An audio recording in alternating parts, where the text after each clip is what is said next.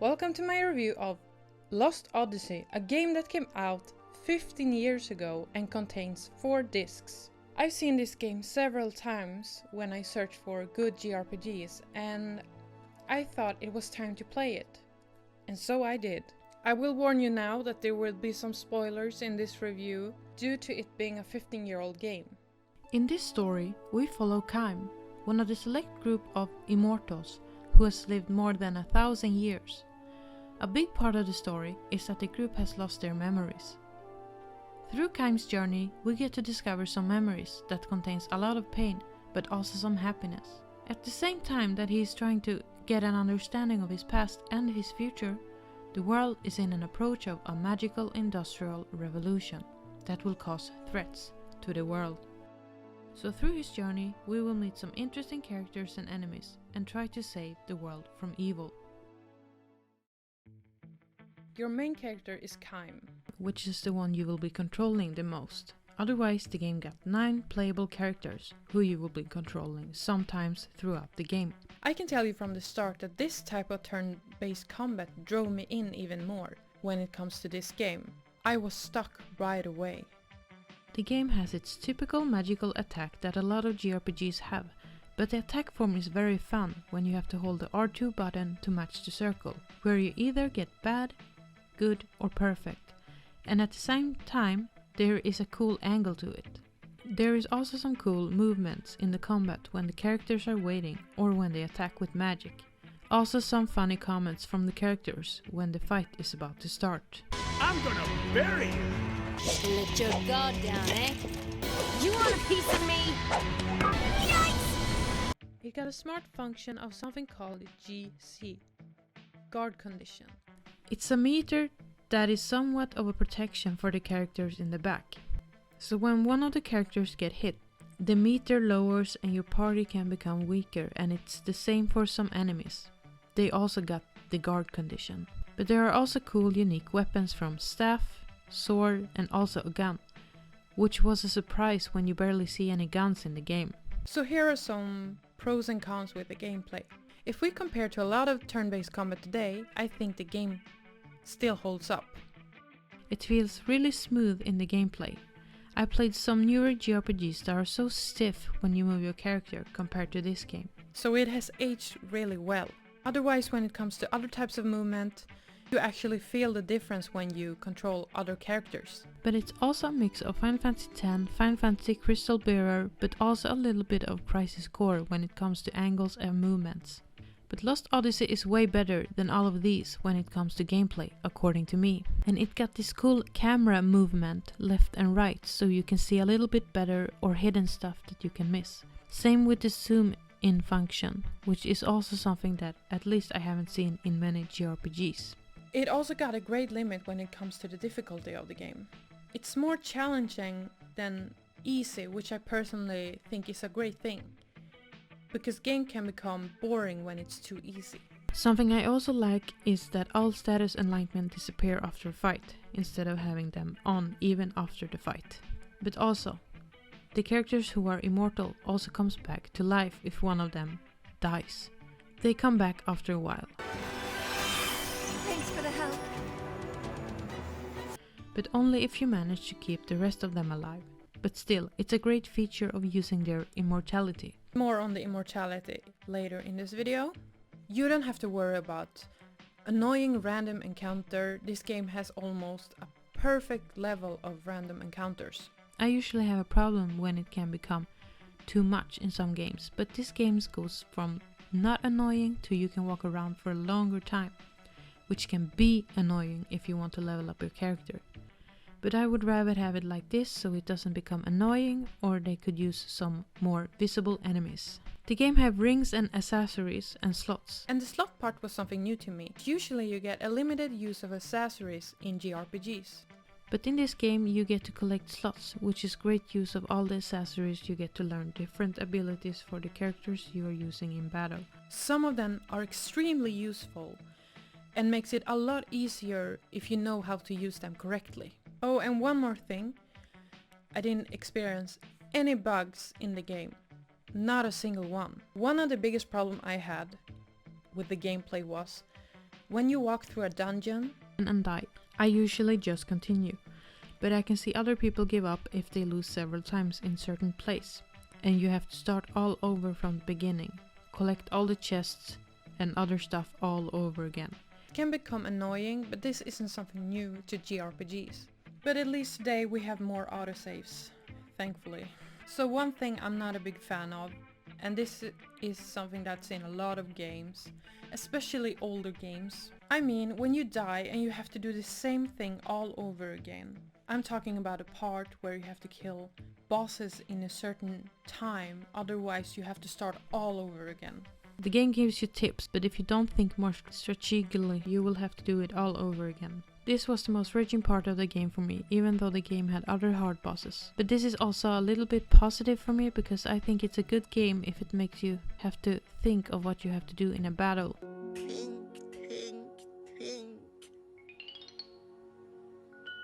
But still, it made me take a small break from the game. The boss wasn't hard, it just takes time when everyone should have their turn, magical cutscenes, etc. And in every open world JRPG where you can fly around, they made a good use of this by going underwater, fly on the water with boat, so it's not only a regular boat, but it's got 3 different functions. The game got cool and good bosses. Funny side quests which you have to talk to people so you can collect treasure, so you have to go back sometimes to places where you already been, but this is a great way of the game telling you to explore more of the world and talk to people so you can see if things have changed. I really recommend doing this. And thanks to me playing other JRPGs and knowing how to play most of the time, it went quite smoothly. The game has a lot of features with accessories and rings, and probably the best types I've seen so far in a JRPG. It's easy to understand, and overall I think this JRPG gameplay is one of the best I have played.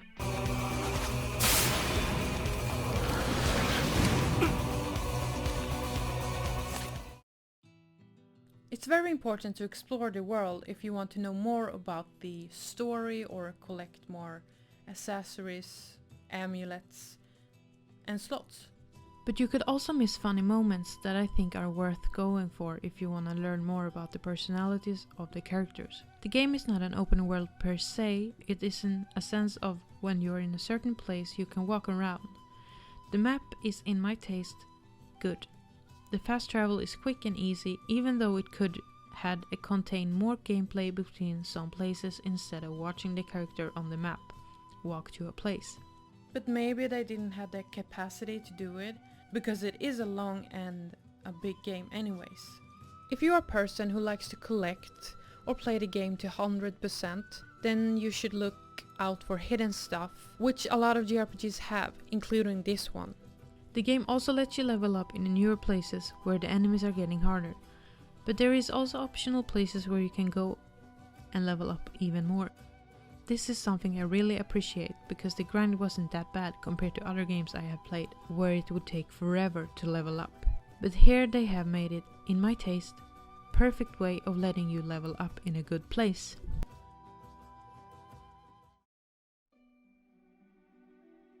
The story starts really good in my taste. You have Kaim, who is a very stoic character, and that's something I really like when characters are stoic. But even though through his character development we get to see more openness and emotional side from him. Let's return these flowers to where they belong. Especially when we get to read through his memories for the last 1,000 years of his life on this planet. But I really liked it, they kept him for the most part stoic till the end. Because going from stoic to an open personality and extremely emotional would be a bad decision. It would be unnatural. So him being stoic to even it out with other characters like Seth, who I would say is a mixture between stoic and emotional. But we also have Jansen, who is definitely the funny one in the game. Thank you, my lovely. Do or die Johnson is now off to meet certain death. That slips out funny comments now and then, and his way of saying stuff is very typical enemy humor. Something that I really appreciated in this game. Even though he went from working with the bad guy to being part of the good guys. This was something that was very obvious in the beginning. him as a character were too goofy for being on the wrong side. Ming also, who is more mature and feminine character in a way of a leader, but also gentle. Then we have Sarah, who is, I don't know where to put her. She's a typical mom character. I don't think her personality was that impactful on the crew except for her part of the story, but her personality didn't stand out like the other characters. Thanks to her story with Kaim is what makes her interesting. Just as I said, a motherly character from Mac and Cook. Also two characters that are important to the story but not much development, but that's just because they are kids, and sometimes could be annoying and stupid. Dummy! Sorry. Then we have Zed, who is a fun character that gave a big impression right from the beginning with his relation with Seth. Then we have Tolton, who is supposed to be fragile, weak-minded prince. And I felt like they made him too stupid and easily deceived when it comes to Gongora. His character development is there, but the switch should have been a bit better. And if I could decide, I probably would have put him on the evil side with Gongora instead of being a little bit unlikable. Because that's what I feel.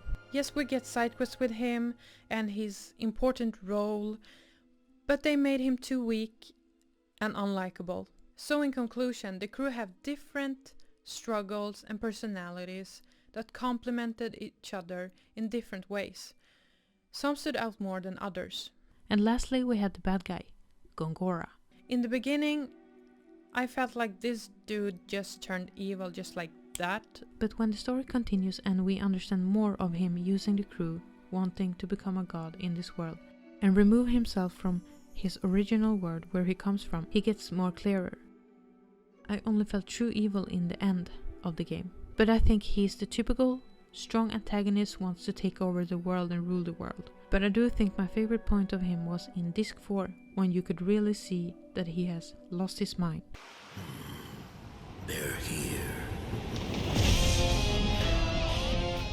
So I would say, even though it's a story about saving the world from the bad guy, it's not what makes this game really good. It's a journey with the character and the drama that happens between that, and not related to Gongora.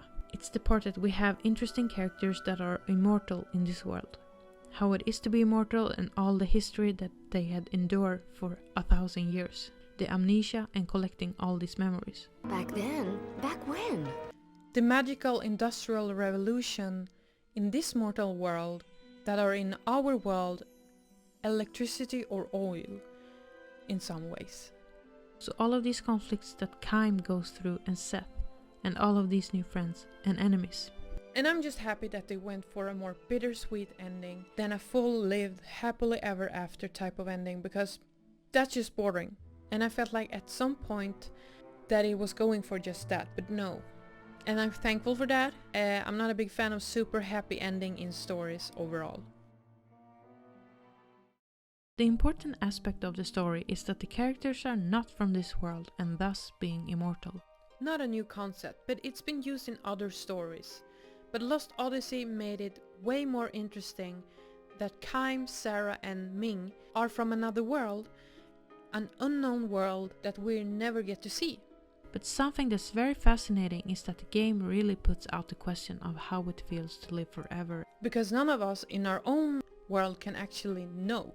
Having families over and over that dies and you have to move on from that for so long, but also see wars and struggles that different races and different religions and cultures that Kaim has seen, and his thoughts through that memory. And also I think this could be really fitting if they made a second game, 15 years later, would be to explore all the world that the immortals came from. Because we get to hear about it, but we really don't know anything, and that would be interesting to make some form of traveling through worlds or create a new problem on the planet they are already on, but connect their world somehow. I want to talk more about the memories, something that has a big part of the story when it comes to the background and history of Seth, Ming, but especially Kaim. These memories pop up when you interact with people or surroundings. You can definitely miss them. Personally, I think it's worth looking for them. If you are like me that wants to know more about the characters, to know who they are as people in different ways. And it's an interesting concept of life and death. So I have some pros and cons when it comes to the memories, and I think other people will agree with me. You get a bigger perspective on Kym's and Seth's life as immortals. I like this way of lore of people than the endless notes you get from other types of games where you just want read. It gets too much, but this drags you into knowing more. And when you read the stories, they added sound effects and some background soundtracks to make it more immersive. But I know a lot of people probably won't like this, because I feel like people want things to go quickly nowadays, which I can understand. Especially if you have played for a while and you're getting tired, you probably won't read it. But you can go back and read it anytime. That's good, but I feel like when you're in the moment of that memory, the flow is much better. And if you get several memories after each other, it can become a little bit boring because there is a lot to read. So I think people today would probably skip a lot of memories and could miss very interesting plot points in this character's older life. Now, the game is 15 years old. In today's standard of gaming, it could be better with cutscenes or a voiceover if they would make a remake of this game or a remaster. The game's graphics looks great for 2008. And to be honest, it looks better than many new games that has come out after 2008 till today. The style of the character is unique in itself because you can see that many of them have the same faces, but they still look unique in their own way, thanks to the different hair, clothes and facial expressions. I really like the long lashes they gave every character, makes them a bit different than other characters in other games. It is also appreciated that when you change weapons, the design changes, and when you change accessories, the characters will get cat ears, glasses or other cool jewelry on them. I appreciate it when they do this because it's a more of a detail that becomes more fun to play and more real. And I think the only character design I didn't like was Gongora. I usually think that most of the antagonists in JRPGs have a cool design. He's got cool clothes, but I'm not a big fan of the facial hair and hairstyle. They could have made him cooler, he looks a bit dorky. The music is great and it drives you into the surroundings and it won't annoy you and feel repetitive. Because I think some JRPGs can have repetitive music when you get into a fight or other places in the game, but this game had great music overall.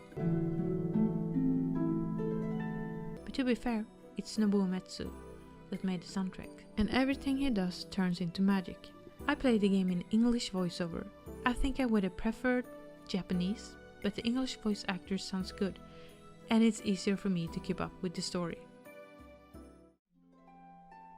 And this game is written by Kiyoshi Shigematsu, but also the well-known Hironobu Sakaguchi, who we all know have made some absolute gems, and I think his brain made this into a great game.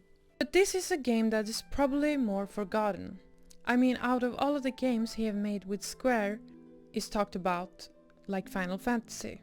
And maybe it's because the game was made by his own company, Mistwalker, and is only on Xbox. Which maybe is the reason, but hey, they should put this game on other consoles and on PC, so other people can play the game and enjoy it.